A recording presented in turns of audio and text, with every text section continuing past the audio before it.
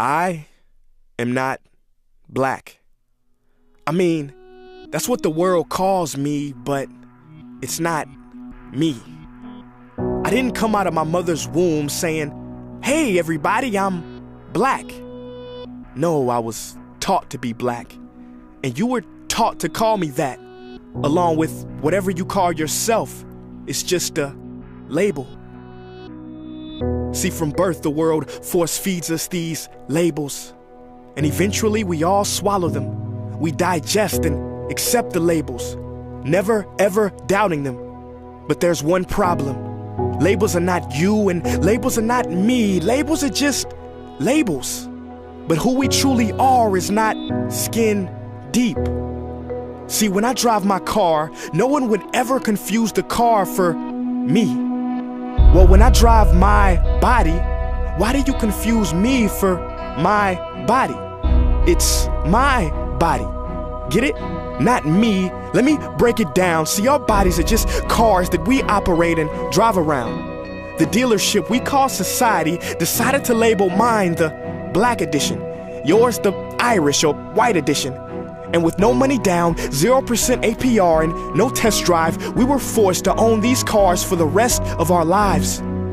Forgive me, but I fail to see the logic or pride in defining myself or judging another by the cars we drive. Because who we truly are is found inside. Listen, I'm not here to tell you how science has concluded that genetically we're all mixed and race in the human species doesn't exist, or how every historian knows that race was invented in the 15th century to divide people from each other and it has worked perfectly. No, I'm not here to lecture. I just want to ask one question. Who would you be if the world never gave you a label? Never gave you a box to check?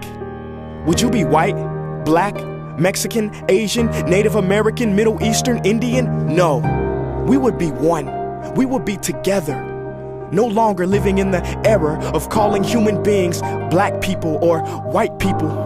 These labels that will forever blind us from seeing a person for who they are, but instead seeing them through the judgmental, prejudicial, artificial filters of who we think they are.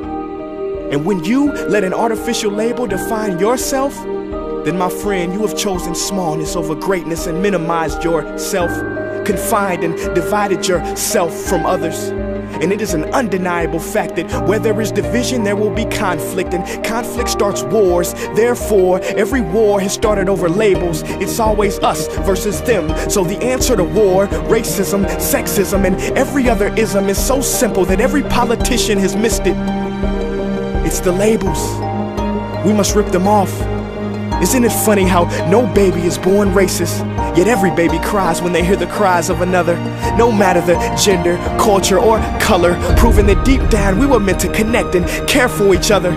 That is our mission, and that is not my opinion. That is the truth in a world that has sold us fiction. Please listen, labels only distort our vision, which is why half of those watching this will dismiss it or feel resistance and conflicted. But just remember, so did the caterpillar before it broke through its shell and became the magnificent butterfly.